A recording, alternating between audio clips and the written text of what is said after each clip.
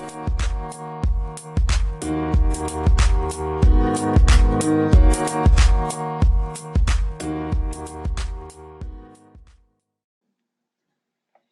guys, welcome to another episode of the Fitness Experiment Podcast. We got an exciting one for you today. We're going to talk about the Game Changers documentary. If you haven't seen that one yet, we'll give you a little bit of a background. And then if we have time, we'll kind of leeway a little bit into the carnivore diet. Yeah, sweet. Is this Game Changers, is it new?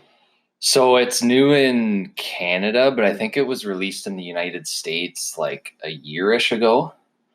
And I think it's actually really, really, really popular. Yeah. Like I seen a couple, I don't know the sources of this, but I swear I saw somewhere like top selling documentary of all time or something. I don't know. That could be I could be blowing smoke up my ass, but I swear I saw that somewhere. Yeah, I mean, even it being that, even close to being that high is super concerning for me. Yeah. Okay, if you haven't seen it, maybe just like pause, go watch it. I think that'd be best. Yeah. Without any information from us yet, come up with whatever opinion you have or whatever. However you feel about it, and then maybe listen to this podcast after. I think that's maybe a good order of things. Yeah, I agree. Watch it with an open mind. Because I obviously have my biases about this, and we'll talk about the reasons for those biases. Like I have reasons for them. But even when I watched it, I did my best. Like before we went into it, I told Keelan, I said, okay, I'm going to have an open mind about this. I'm not going to be kind of complaining about things they present. And it is it's an entertaining documentary for sure. Like I enjoyed it. But yeah, I would agree with that. Just watch it beforehand. You can form your own opinions and then maybe come back and listen. Yeah. Okay. So if that's you, welcome back because you paused and now you're back listening to this. But the basic premise of this documentary is talking about a plant-based diet and the effects on performance and longevity. Yeah. And different sort of biomarker tests that they did throughout, and talking about definitely a couple studies. I guess they threw in a couple that they talked about, some meta-analysis stuff that they did. But okay, so my experience watching. Yeah, how did you feel about it? So when you told me to watch it, I asked you what it was about, and you're like, I'm not going to tell you. Just watch it and see what it is. So I didn't research. I had never heard of it. I didn't research what it was about. I had no idea what it was going into. I didn't know what the documentary was. I just thought Game Changer. I thought like a new exercise sort of setup or some sort of breathe. Like I had no idea at all. So as the documentary starts, the initial feeling is like, okay, so this is basic. This is for sure a documentary that's focused on guys. Yeah, from start to finish. True, it was. It was 100% geared towards the male viewer because all their test subjects were male. All the athletes that they followed were male. Everything from start to finish was all about male. So it's like that side right away. I'm like, okay, well, that's leaving out a massive chunk of the population right away. So step one. And then second, not only is it focused on male, but it's focused on like the man's man sort of thing. You know what I mean? Like all the sports that they chose to talk about were very like hoorah sports, I would say. So there's like fighting, there was football. I can't remember the other sports, but it was all predominantly male dominated sports. At the professional level in terms of like money earned or viewership or things like that, definitely skewed more male. I'm not saying that females wouldn't watch these sports or participate, but there's, as of lately, fighting's opened up a lot to women, which is amazing. Football obviously hasn't at all, unless it's like the lingerie football league or something ridiculous like that. That's not even about athletic performance. It's about looks and stuff still. So weird and backwards. But they chose those sports obviously on purpose to make the man's man look at this and be like, oh, okay, so this isn't for quota, like, the vegan diet. I think their idea, or the plant-based diet, sorry, they didn't mention vegan at all the whole time, I don't think. Yeah, that was a little misleading too, because they talked about dairy a few times, and then they didn't, and they were never really clear on if an athlete was vegetarian or vegan, but anyways, so yeah, we'll just kind of go with like plant-based. That's part of what annoyed me too, is they never defined what a plant-based diet was at any point in the documentary. So I'm still, after watching, I'm not 100% sure if that means vegan, vegetarian, some other spin-off variation of a plant-based diet. I'm not really sure what the ideal thing they were going for was. But anyway, so they're clearly trying, it's a propaganda sort of feel towards a male to become more plant-based. And they, throughout the documentary that we'll touch on later, they hit pain points for males and used it to promote their plant-based diet idea, or it kind of felt like an agenda, really, as I was watching it. That's actually really interesting that you brought that up, because that's one thing that never really clued into me while I was watching it, or even afterwards. Oh yeah. The fact that, but it's so obvious now that you talk about it, the fact that, it was totally all males. It was, like you said, kind of like the quote unquote man's man. Mm-hmm. And that kind of just like, it makes me think about that maybe even more. And I won't say much more on that because I think it'll come up, but that is an interesting point. That it's cool that you said that. I'm happy you kind of started with how you felt, because I think that just goes to show everyone kind of has like their own thoughts and maybe different opinions as they're watching it. Yeah. That's cool. For me, when everyone has their own perspectives and backgrounds that they're coming in when they're watching stuff. For me, it's always, whenever I watch a documentary, I always try to pick out biases right away. Yeah. And whenever something's so strongly biased, I immediately disregard it. Like this whole documentary, to me, I disregarded the whole thing right away because I felt like I was being preached to. Yes. To think one way and everything else was wrong. And anybody who has an absolute idea like that, I'm going to be skeptical right away. I think everyone needs to be that way, especially this day and age. I try and tell people that frequently, especially with nutrition, because be a skeptic. Mm-hmm. Be a skeptic of, I want people to be a skeptic of me, like anything I put out there. Right. I say, if there's someone you're following, you need to look for rationales and reasons and why. Like if someone is telling you this is good or bad or better for you or worse for you, they better be telling you why, or at least answering your question why. Or they better be putting out videos on YouTube or their site explaining the rationale behind things and how things work. Like if it's just kind of surface, like this is good, this is bad because it makes me feel nice, that's not a good reason. Like you need to be skeptical of that. Mm-hmm. For sure. So I did a lot of background research on this documentary because, well, I wanted to. Yeah. So I'm not going to start by giving you my opinion or anything on it. I'm just going to, like I said, I did extra research on this, things that the viewer would have no idea of initially. So like our job is as coaches, as why we run this podcast, like my job is with my business, I'm just giving you the information and then you can kind of make your own judgment from there. Right. Yeah.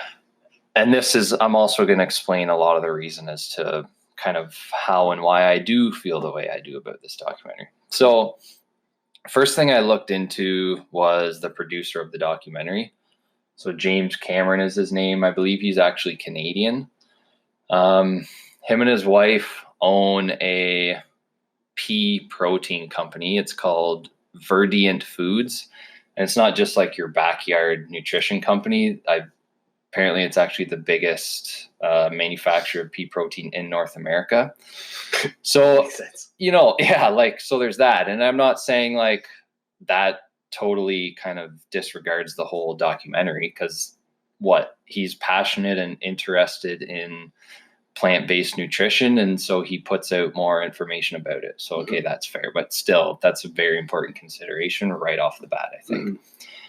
And that makes that point that you brought up about men only the man's man a little bit more interesting to me, because I think if you look at the population in general as a whole, the majority of kind of, again, these typical men that they're talking about and presenting in this documentary, that's the population who probably eats no vegetables, only red meat, basically what they were presenting in the documentary. Right. So that's interesting to me. Mm-hmm. So let's go over some of these athletes. So Kendrick Ferris, that was the Olympic weightlifter. So really impressive, set a record in, I don't know if it was like the qualifiers or something for the Olympics, I do believe. One thing they did not talk about was his performance at the Olympics. So there's kind of a couple things there I want to bring up. So I'll just say plant-based. He wasn't plant-based for like his 10 years of training. Mm-hmm. He was eating meat at one point, potentially when he was initially gaining all that strength and skill, switched over relatively close to this record he set and the Olympics. Again, I don't know the exact time frame, but the point of that is he already had his strength and skill in place when he switched. So you can't really say, oh, that record was due to the plants. And I kind of want to explain a little bit more about why that is. So they did not mention his performance at those Olympics afterwards, which was pretty bad. So that was his third Olympics. His prior to, when he was eating meat, he did really well. This third one, as he was on plant-based nutrition, was his worst one. I don't know what place he finished, but I actually wrote down his totals here. So the trials, I think this was when he broke the record, his snatch was 168 kilos. The Olympics, he snatched 160 kilos. Mm. For anyone who has ever lifted weight before, especially if you've done some Olympic lifting, that is fucking gigantic. An 8-kilogram drop is monstrous. Mm-hmm. His clean and jerk, the trials, 209 kilograms, the Olympics, 197 kilos.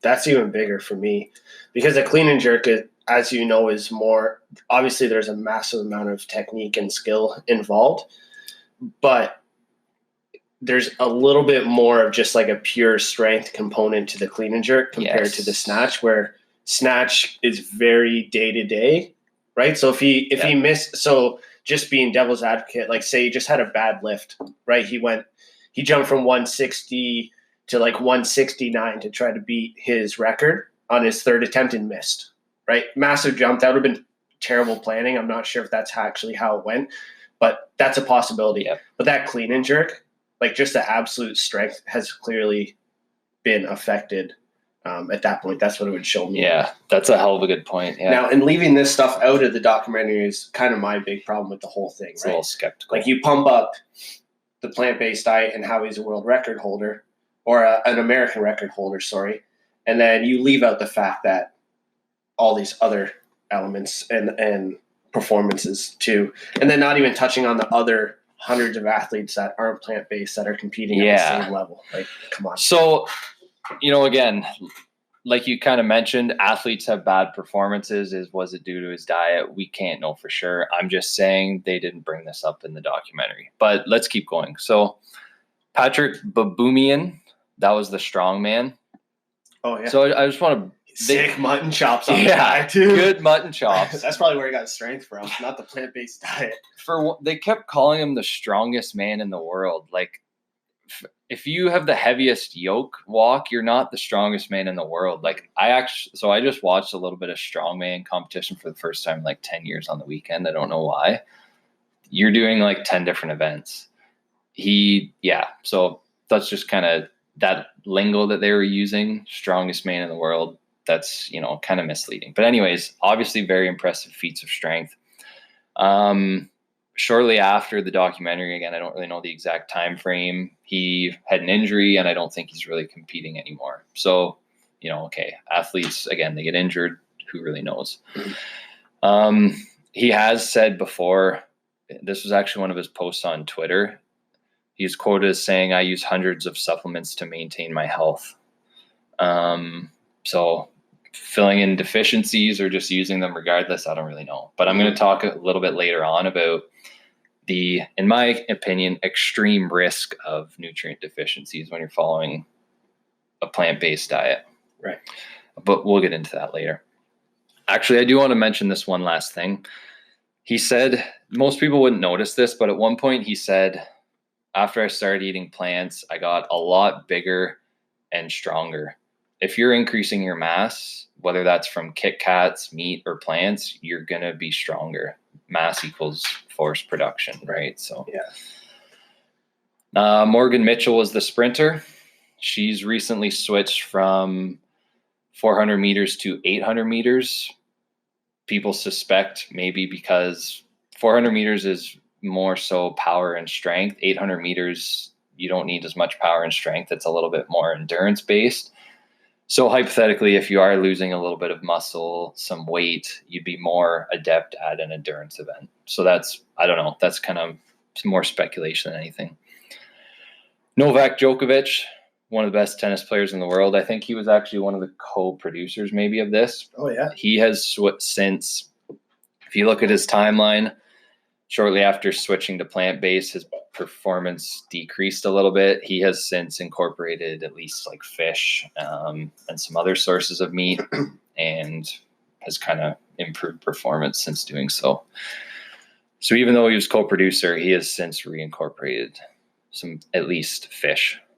Cam Newton, this has been a massive story in the media this year. Sure has been. This is a new one, so it wouldn't be in the documentary, but it was probably the best rushing quarterback in the game right now, I think. I don't really know shit about the NFL, but yeah, definitely one of the more dynamic players in the league. So he switched to plant-based diet roughly like last February-ish, I think, and essentially he's just been plagued with injuries ever since, and first 2 games this season were a gong show and he was awful. Yeah. And I think he's still maybe recovering from injury. So here's some other athletes they didn't mention in the documentary, I don't think. Kyle Kuzma, LA Lakers, serious stress fracture in his foot since switching. Kyle Irving, injured. DeMarcus Cousins, LA Lakers, injured. Michael Porter Jr., he kind of did the opposite. He was, I believe, vegetarian for most of his kind of high school playing days, et cetera, et cetera. Sorry, this is a football athlete. I think apparently he was highly touted. Serious back injury, I think, in college, and then I believe has now decided to switch back. CC Sabathia, he was just hurt again. I don't know if anyone saw that recent game. Derek Morgan, which is one of the Tennessee Titans, which they featured in the film, which I think was kind of like the catalyst in recruiting more. Mm-hmm. He's since been injured, career not going so great as of late. Adrian Foster, injured. Tom Brady, they showed a picture of him at the end of the documentary. I don't know why. He eats more meat than the average American, which is a lot because Americans tend to eat a lot of meat. Oh, yeah. And then the last example I have is Tony Gonzalez, NFL Hall of Famer, who has openly stated before that at some point in his career, he switched back to eating meat again. And then that was kind of like a resurgence from him. So again, I'm not saying this means this still doesn't discredit the documentary, but it does, in my opinion, it raises a lot of questions because they kind of cherry picked. Right. Oh yeah. Big time. But I could cherry pick this too, just saying there's a lot more to the story than kind of meets the eye. Yeah.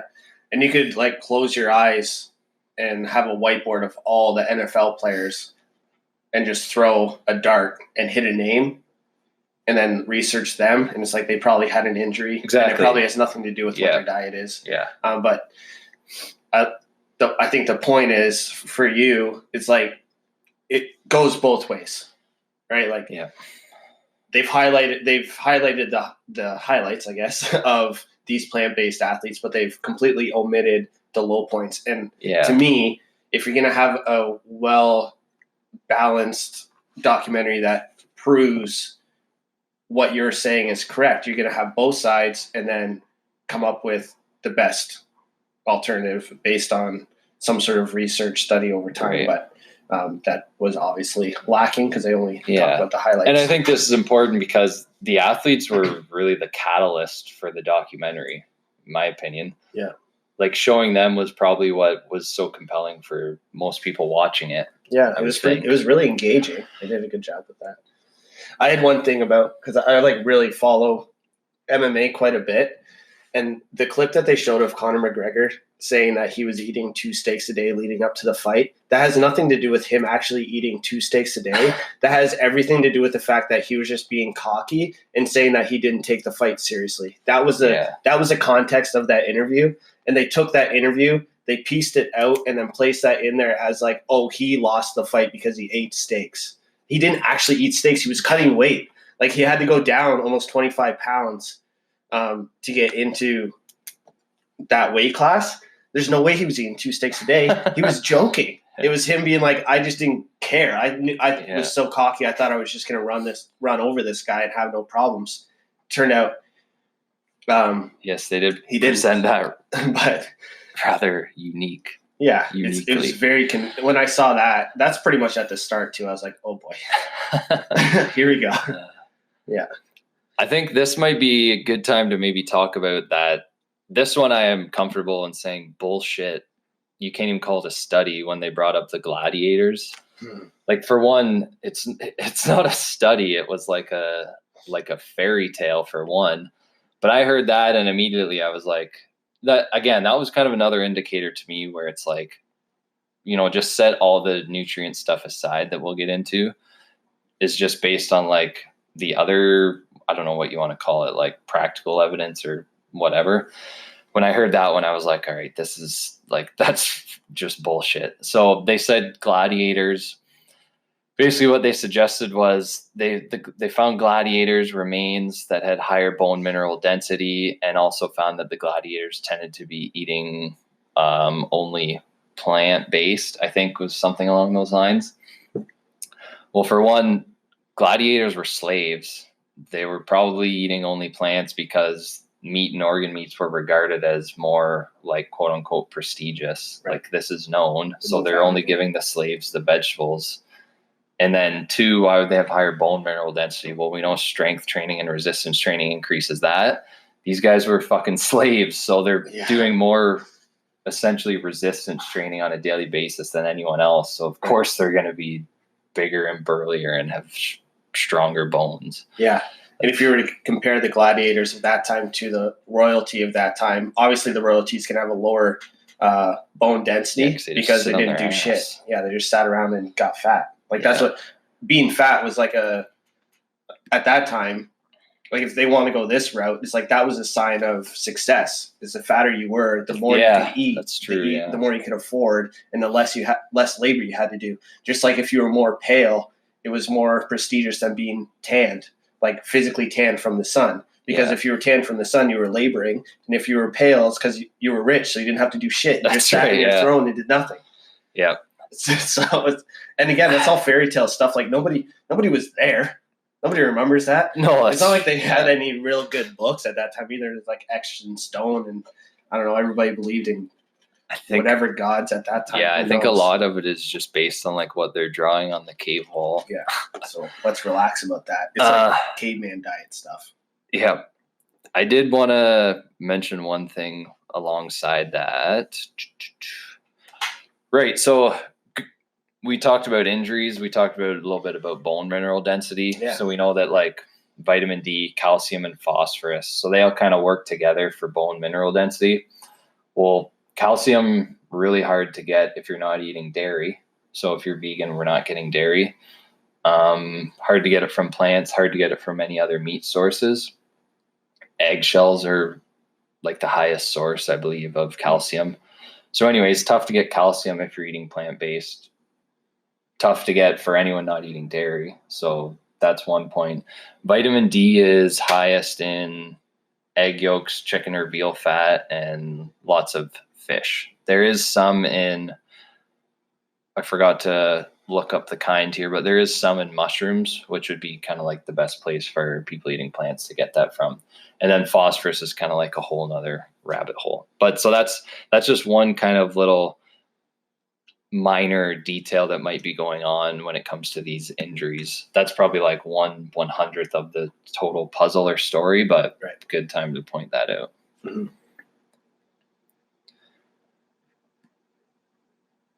So what were some of the other studies they talked about? There was one, let's see, in order here. There was they took blood samples after meals. So they had like burritos, one bean-based burrito. So it was all plant products in the one, and then one chicken, one beef.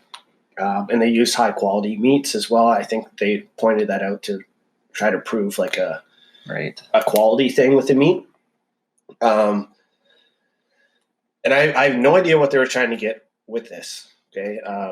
Just being completely ignorant to blood tests and what this means. But their point, that wasn't actually a point, because I'm not sure if it's good or bad. After the plant-based meal, when they separated the blood out, the plasma was clear. You could see through it to the other side, no problem. And the guys that ate meat, their blood plasma seemed to be a little bit more opaque. Like you couldn't see through. It was pretty cloudy. And from what I could tell, just watching on my computer, it looked like you couldn't see the other side. It was that cloudy. I have no idea. They didn't explain what that meant. Yeah, it kind of just presented it as like a vanity thing. Yeah, it's almost like clear was good. Sexy, foggy. It doesn't look nice. Yeah, I don't. Do you have anything on that? I have no idea what they're trying to get at. Well, I was thinking a lot when they presented that particular point. So I'm assuming what they were saying was, again, they didn't really say this, but I'm assuming they kind of, I think, again, I don't know, but I think they connected this to kind of like the cholesterol story, saying like, hey, there's more fat in your bloodstream after an animal meal versus a plant-based meal. They kind of also, I'm kind of lumping this all together because it was a sequence of experiments. I can't remember which was which, but they also talked about like some endothelial function stuff. So like basically saying blood flow was less efficient after the animal-based meal versus the plant meal. Mm-hmm. So I think we can kind of like just lump that together in a sense, because I have a couple points about that. So first and foremost, one thing they never, ever talked about was meat quality. So if you remember, the one football player clearly said, I'm used to eating Popeye's chicken on a like nearly daily basis. Right.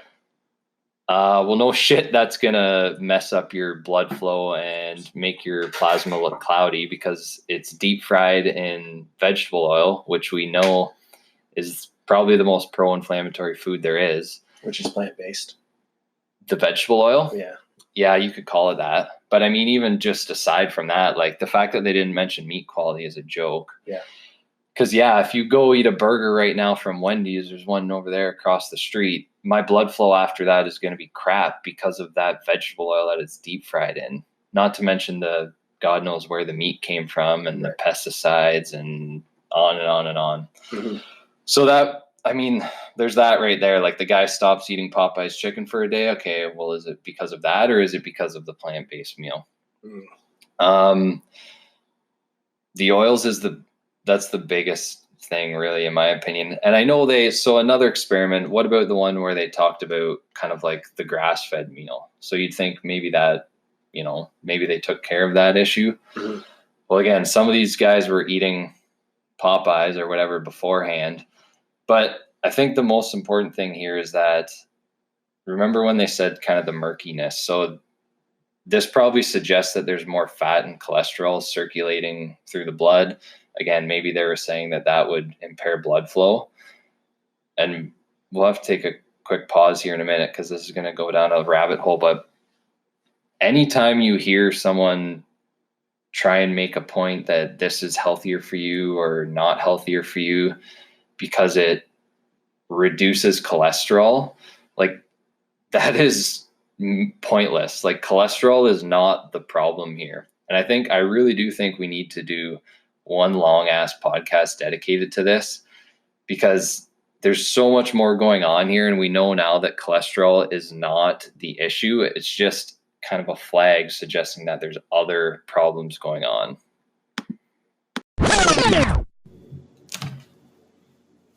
So I don't usually do a whole lot of notes, but I had to make a few for cholesterol because there is just so much that I didn't want to miss. And it's bloody confusing. But anyways, if you have high cholesterol, that does not automatically mean that there is some health issues going on. Cholesterol is only an issue if it's in the presence of inflammation, and that's usually also accompanied by insulin resistance.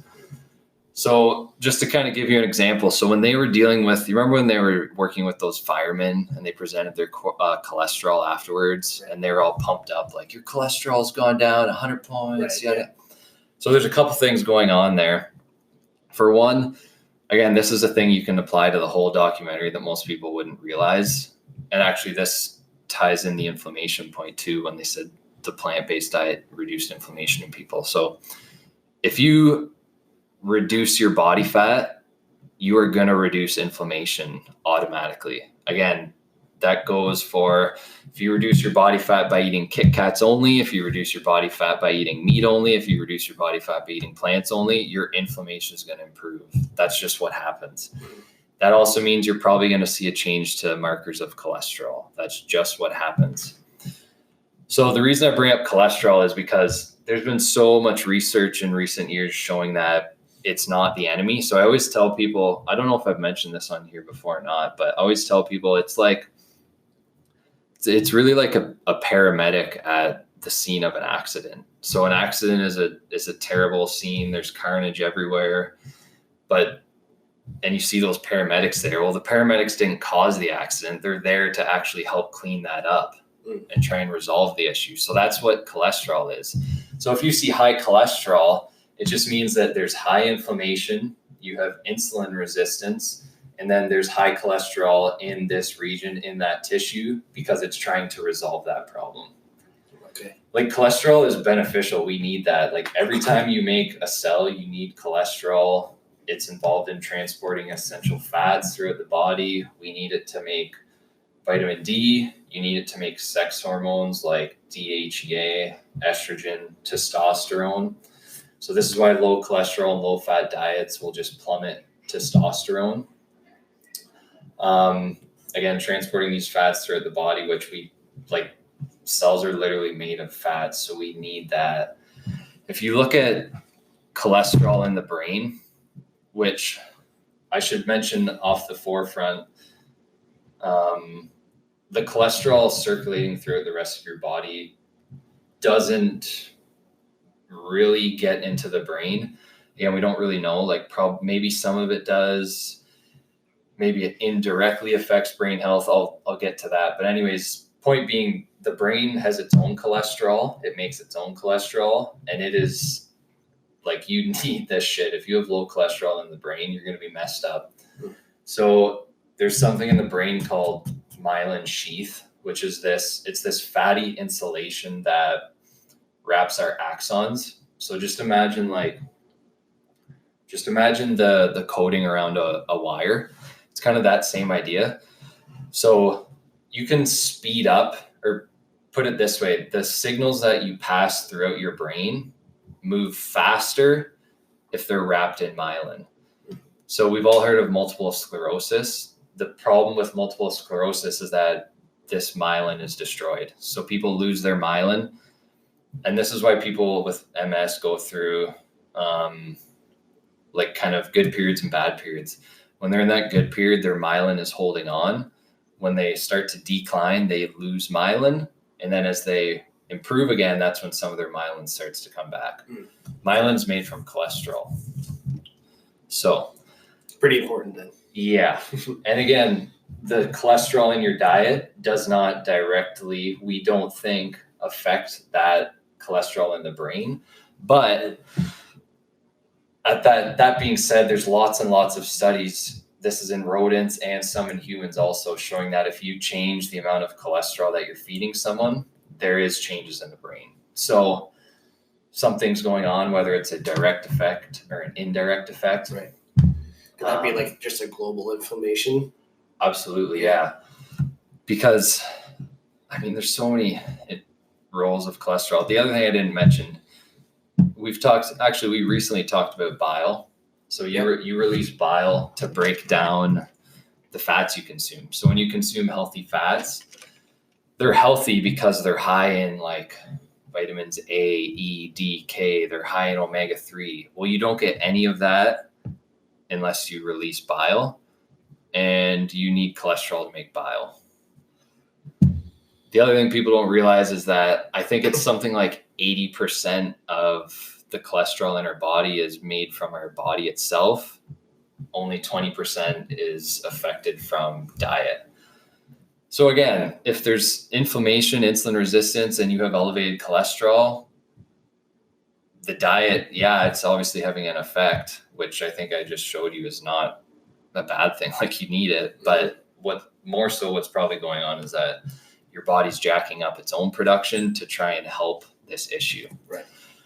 And then the last thing this might not even be the last thing on cholesterol, but the last thing I wanted to mention was that, so people are probably still wondering, what about all these studies? And they probably mentioned a few of them in the documentary, like high cholesterol heart disease, high cholesterol stroke, or on and on and on. These are association studies. I don't know if we've talked about this yet or not. I'm just getting mixed up because I've been talking about this so much on my Instagram lately. Association is not causation. Yeah, we had a big one on that, the correlation. Right, thing. Yeah, so people, again, if you haven't heard that one, go back and listen, because this is really, really important. We see, I actually talked about this with a high school class recently. Like, basically what they do with these studies is they'll follow a massive cohort of people for, say, like 10 years. And they say, okay, how many of these people go on to develop like heart disease or diabetes or something like that? And they say, okay, this group A went on to develop that, group B did not. They'll then go back and look at their diet using self-report. That's the other thing. Yeah. And they'll find, group A that had more heart attacks, they ate more red meat. Well, what else were they doing? Like, they also ate more pro-inflammatory vegetable oil. They ate more sugar. They cared less about their exercise and physical activity, which we know people who eat more red meat tend to care less about exercise. Mm-hmm. They were probably eating overall less vegetables, more of the processed crap, more likely to smoke. Some studies don't even consider that. I mean, the list goes on and on and on. And so for them to say that it was from the red meat, you just can't do that. They also don't look at quality. Right. Like, we know that processed red meat is shit for you. Yeah. Like, if you're using that example in this documentary, well, no shit. Nobody's arguing that. Yeah. Like, they're loaded with nitrates. If it's a processed meat, it's going to be high in it's higher in pro-inflammatory omega-6s. Mm-hmm. It's higher in these hormones, these pesticides. Like, we know this shit. The other thing they don't look at is, this is another thing I don't think a lot of people are aware of. They don't look at how the meat is cooked. So one thing they mentioned in this was one of their reasons behind apparently why meat is so bad for you. They mentioned amines, A-M-I-N-E-S. Well, so there's a couple different kinds, like heterocyclic amines. One of them is called. There's 0 heterocyclic amines, which are the toxins in raw meat. You don't form those until you cook those, and if you eat like medium rare, for example, the amines are very, very, very low. If you char the shit out of your meat, the amines are high as shit. So when you're barbecuing, when that fat drips into the flame and blows up, those are creating amines. So that's why it's better to either eat meat like I said, like rare, medium rare, that type of thing. Use a cast iron skillet as the other example, or use the oven. And so that's another like massive red flag that they just didn't mention at all. Right. Yeah, that's crazy. Even with the with the firefighter things with their points dropping, they don't even mention the fact that you're probably taking a group of individuals that maybe by looking at them, I'm making an assumption here, but they weren't world-class athletes or anything like that, right? So you don't get to being over fat by eating well. You get to be over fat by eating poorly and being sedentary. Exactly. That's how it happens. There's no other way that it happens. That's the way that it happens, and there's literally no argument for that. So we're taking these individuals with poor health practices, we're guiding them to a more health conscious focus. Sure, it's plant-based. It could have been anything, though. Could have been anything more health conscious than what they're doing. Their health markers, or I'm using quotations because they're using cholesterol, like lower cholesterol as a health marker. Yeah. But things are going to start changing. Their inflammation is going to go down because they're not eating the shit. So they don't need as much cholesterol circulating through their blood. It's just not needed as much. Yeah, like I said, we need to do a whole episode, I think, on cholesterol because like it's to the point where it's like causing harm. And I'm about to show you why that is. Oh, yeah, nice. Because I didn't even get into a lot of the brain stuff. So, but before I mention this, so we talked a lot about why cholesterol isn't the enemy, why you actually need it. So before I show you why low cholesterol has been like in damn near like 100 studies, why low cholesterol has been linked with depression and even suicide, let's look at the other side of the coin. If you're avoiding cholesterol, which again, if like going by what they recommend in this video, you would be, if you're eating primarily only plants and fearing cholesterol, you're not going to get a lot of that. So what's going to happen there? Well, maybe those hormones we talked about are not necessarily going to be optimized. But one red flag to me, which I think is probably what explains some of this I'm about to show you, is that remember what I said about cholesterol and bile and how that relates to omega-3. So we know that omega-3 is, I don't think I need to go into detail about why omega-3 is like one of the most important nutrients on the planet. Like you're basically overdosing this as an infant. Like it's what your brain is made of. All cells in your body need it. It reduces inflammation, et cetera, et cetera, et cetera. Omega-3, hard to get on a plant-based diet, especially, sorry, I should kind of emphasize, primarily if you're vegan, because then you're not eating marine animals. So you're not eating fish, you're not eating eggs. So what most vegans will do is they'll try and get it from like algae. Right. So, okay, cool. Because that provides what's called alpha linoleic acid, ALA. And we can convert that into omega-3. In fact, we have to, sorry. So if you consume ALA, which is plant-based omega-3, we have to, in our body, convert that to the EPA and DHA, which we would otherwise just get from like egg yolks or like salmon or something like that. Directly in that form already? Yes. Yeah. So the problem with ALA or trying to get your omega-3 from plants is that the conversion is shit. I had these numbers. So women, the conversion's pretty bad. You'll convert roughly 21% of that into EPA, roughly 9% of that into DHA. That's still pretty terrible. That's bad, yeah. 9% DHA too. That's the more important stuff. Men, atrocious. 0 to 4% 0 to 4% of that's converted to DHA, 8% converted to EPA. Okay. So like, not to mention there's also gene polymorphisms. I've seen these on 23andMe, which a lot of people have, which will reduce your ability to convert ALA into those omega-3s even more. So keep that in mind as I show you this now. So this is just a handful of studies that, like I said, we're starting to find out now that not only is cholesterol not the enemy, but in fact, low levels may even be like terrible. So one 1993 paper published in The Lancet, very prestigious journal. Men aged 70 years and older with categorically defined depression were 3 times more common in the group with low plasma cholesterol than those with high concentrations. So depression was more common if your cholesterol was low. Another one looked at depressive symptoms in men from age 40 to 70. They found that men with long-term low cholesterol had higher prevalence of depressive symptoms. So most of these are men, which makes sense based on what I just showed about the poor conversion to omega-3. And I should mention, on the other hand, there's lots and lots of research showing that omega-3 improves things like depression. It's just because of its functions and what it does in the brain.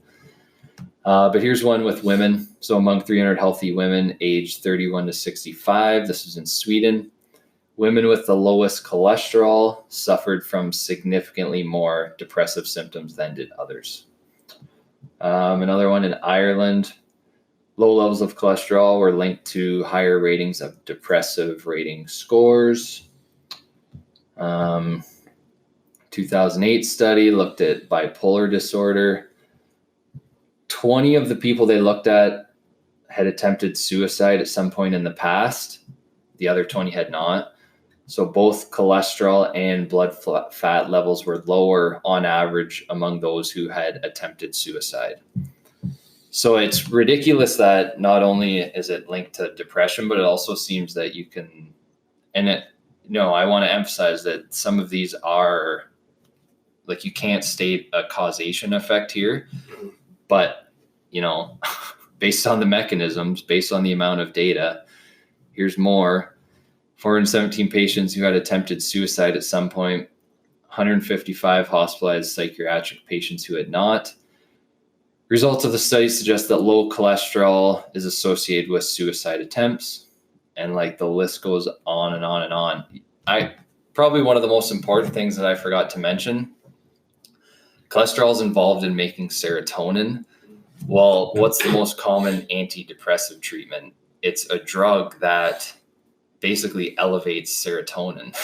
It's fucking crazy. Yeah. And this is honestly just like the beginning of the rabbit hole. And another one I'm not going to get into this right now because I don't really have it memorized at the moment, but just like the history of where these recommendations came from in the first place, like why we've been told to eat low cholesterol. It's bloody controversial, and we're starting to find out why. Yeah. It's ridiculous. Yeah, that's crazy. That's so yeah. Those are big percentages too. Yeah, it's not really even trivial. No. Or is trivial. I forget how that goes. Yeah. So that's just about the cholesterol thing. I know. All There's probably like 12 to 15 other nutrients that we haven't even talked about. Yeah. We have about 12 minutes. Yeah. All right. Let's stick to something that was kind of just in order. So the next thing they did was essentially measured each individual, the same guys that they tested the blood plasma, they tested quote unquote their vulnerability. That's a good term for it. While they were sleeping. Yeah. And came up with a correlation that if you ate plant-based, I'm not even sure what the timeline was. They weren't very clear on it. It sounded like one plant-based meal before bed or something. Yeah, that was to be honest, I don't even have a good explanation for that, but it was just such a bullshit. So put it this way, if they would have presented good, conclusive data throughout the rest of the movie and then presented that, I'd say, okay, there's something there. But based on all the other stuff and then how they presented this, for one, they gave no explanation about how they're determining this data they were coming up with. So who knows whether they fucking Jimmy rigged it behind the scenes. Yeah. But let's assume they didn't. This is 3 individuals. If those 3 guys were a little bit more stressed when they ate one meal or the other, that's going to reduce it because the cortisol is going to impair testosterone. It could be as simple as that. Mm-hmm. It could be because they removed the Popeyes chicken and then gave them plant-based. I mean, that one's, to me, it's not even worth arguing because. Yeah. And I'm thinking of it from a practical standpoint. How good would you sleep if you had 2 rings wrapped around your Johnson all night? I would not sleep. I know. You see the contraption they had to put on? Oh, There's God, no way I'm sleeping normal with that thing on. The whole thing showed a little bit of the live video though. Yeah, just seemed But like a massive stretch. But it wasn't surprising to me just seeing the pain points that they were focusing on throughout. Again, with that like male predominant focus, they had. I forgot about the one female sprinter. That was the only female I think they documented. I think so. Oh, and the cyclist. Right. Yeah. Yeah. So they had 2. They mixed it up a little bit, but they didn't really talk about the female response to the diet at all. But it's like it's classic pain points for males, right? It's the doctor says they have high cholesterol, high blood pressure, high stress jobs combined with inability to perform. Yep. It's like that hits the heart for a lot of guys. There's a lot of people that would struggle with that. Why is Viagra so big? Right? Why is Pfizer as a company so big? Like, well, because no one eats cholesterol. Yeah. So when they do, it comes from Big Macs. I mean, stuff like that. But that's another reason why I think that particular study is just such bullshit, because you literally need cholesterol to make testosterone. Like, again, I didn't show you studies where if you have higher levels of cholesterol, then you're going to have higher levels of testosterone. Zinc, like studies show that if your zinc is low, your testosterone is going to be lower. Well, guess what? It's hard to get zinc from non-meat and animal sources. You can get it from like nuts and seeds, but there's another problem with that we might not even have time to get into. Vitamin D, if that's low, I already mentioned why that's tough to get. If that's low, testosterone is going to be reduced. And then there's like a whole slew of studies showing that if you eat a high fat, low carb diet and a low fiber diet, I literally have this quoted here, they show that testosterone was increased. So if you kind of look at the specifics of that, so the study, let me just reiterate, the study showed high fat, low carb, low fiber increased testosterone. I think it was by 13%. I'm pretty sure this was like a 2017 study in International Journal of Sports Nutrition or something like that. I'll look it up in a minute. But if you look at that, they're basically advocating for the opposite. Basically reduce your fat, at least reduce your cholesterol. And they're saying higher carb, definitely. If you're eating all these plants and fruits, your carbs are going to be high and your fiber is also going to be high. Where did I have that?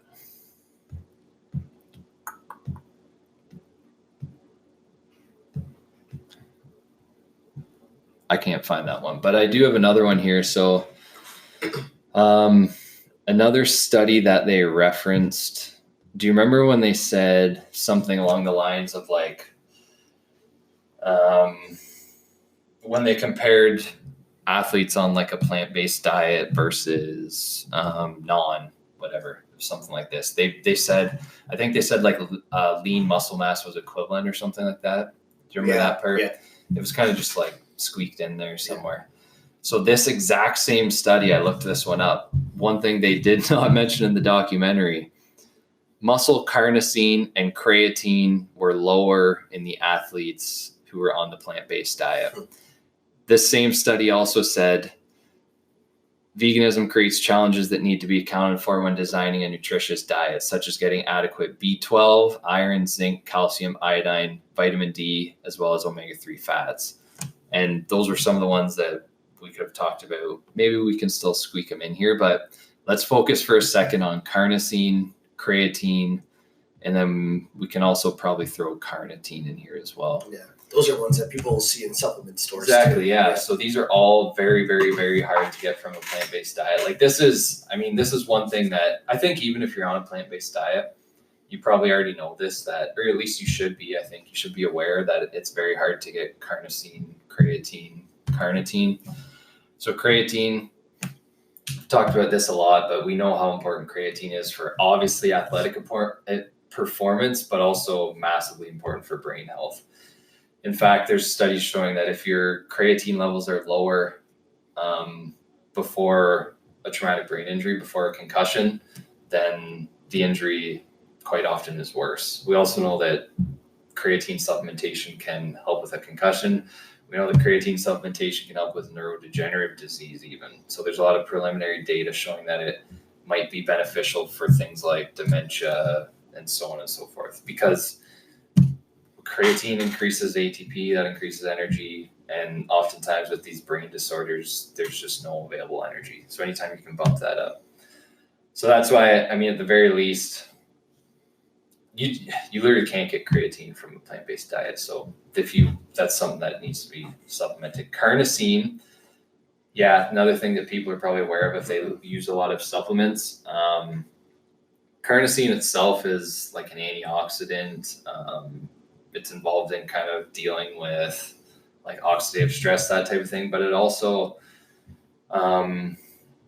will increase production of beta alanine. So the supplement beta alanine, we've talked about that before. This helps to buffer hydrogen ions in muscle. So basically what it means is it will prolong those feelings of quote unquote lactic acid that prevent you from carrying on, pushing through. So that, like they said specifically in this study, which they actually referenced in this video, that was lower from those eating a plant-based diet. And again, that's very, very, very well known. That's seen across the board because it's very high in meats, hard to get elsewhere. And then the other one is carnitine. So another one that people probably see as a supplement. Carnitine also has antioxidant effects, transports fatty acids into the mitochondria to be burnt as energy. This is also very, very, very commonly low on a plant-based diet. And those are ones that were literally stated in that study. Yeah, the study that they chose. Yeah. And I think that's my fundamental problem with the documentary is it just doesn't tell the whole story. And whenever you do that, you have a very strong bias that's almost propaganda-like, and you're not giving the individual watching the documentary the full picture from which they can choose for themselves. Right? Like watching that documentary, it's not going to make me go plant-based because it didn't convince me, but somebody else may watch it and get very inspired and then drop all meat products, go completely plant-based without. Yeah, it's concerning. Yeah, without knowing the things that you're talking about right now and the concerns with that. Now, are you saying not to? No. You're saying there's a very specific way that you have to go about doing it to make sure that you're getting the things that you need. But not explaining that a balance is best and leaving that part out, or not even that it's best, maybe that's the wrong word, but just seeing that side of it. Like, this is somebody who eats meat and plants, and this is how, their structure is compared to a fully plant-based diet, which they didn't actually define at any point in the documentary either, so I'm not sure what that was. Indeed. And then like a pure carnivore diet, which is another thing that we can talk about on another day, because I know you've been down that rabbit hole a little bit lately. And there's so many things that we haven't even talked about yet, and we have 2 minutes left. Got a quick one? Yeah, I'm actually just going to kind of try and summarize as much of this as I can. Okay. So let me first for one, let me say that, and this is better to be talked about when we get to the carnivore diet, but there's a lot of what are called anti-nutrients in plants and vegetables and nuts and seeds, which is why it's not best to get all of your vitamins and minerals from those sources. So there's things like, I'm not even going to try and get into these, but there's things like lectins, oxalates, and phytates, all of which essentially what they do is they prevent you from absorbing all the vitamins and minerals in plants, vegetables, nuts, and seeds. This is why there's such potential of the carnivore diet, because you're removing that. But also a lot of these foods, by having those three things I mentioned, they can cause irritation, inflammation, gut issues. So again, why do so many people find experience from especially autoimmune issues on a carnivore diet is because you're removing those. But even if you look at the individual vitamins and minerals in plants versus animals, one example being vitamin A. So vitamin A, if we consume that from animals, it's called retinol. From plants, it's called carotenoids. We have to convert the plant base into the animal form in order to use it. And again, the conversion is terrible. There's a B vitamin, I forget which one, it's the exact same way. Like you can only use the animal form. You have to convert the plant one first, and it's not as efficient. And then the other thing we didn't get into, a few seconds here, is if you look at a number of vitamins and minerals, like I'll just go down the list here. I'll just wait 10 seconds. Cliffhanger.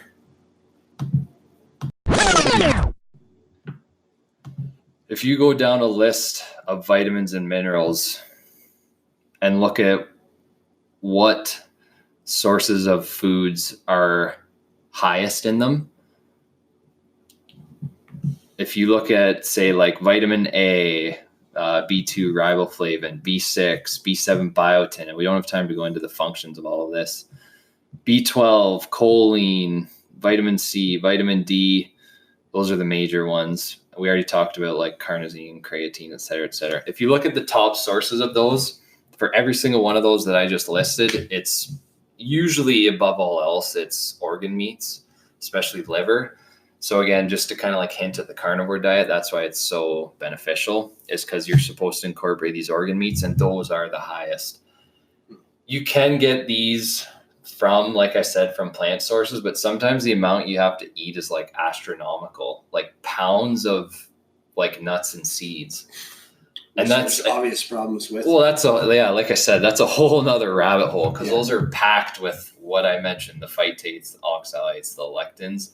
They're also rammed with thousands of calories. Yeah, and they're also rammed with omega-6, which if you're only eating plants, it's hard to get omega-3, easy to get omega-6.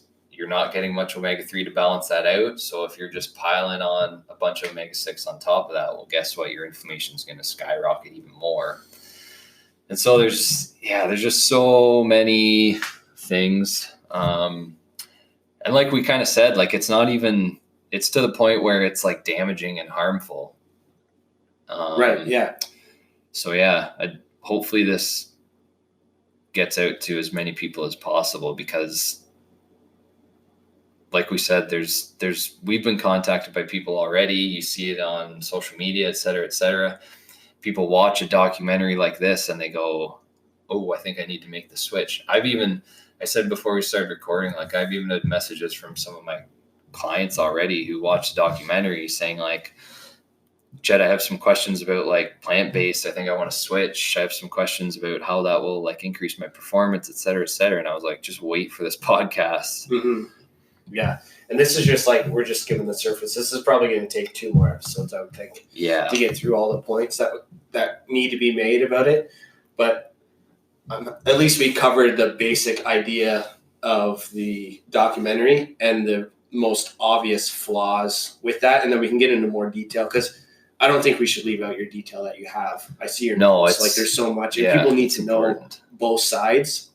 And, I mean, the unfortunate part is they're not getting proper research presented to them through the documentary. So you'll have to go and do your own research on that side, because I don't think either Chet or I are even interested in researching that part, because it's just so flawed.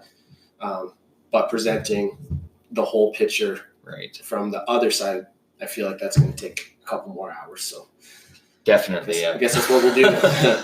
We'll try to kind of re-listen to this one and fill in any gaps, I guess, that didn't get to fully explain yourself. And then I want to start with that on the next one. And definitely if people hopefully people have some more questions in response to this one too.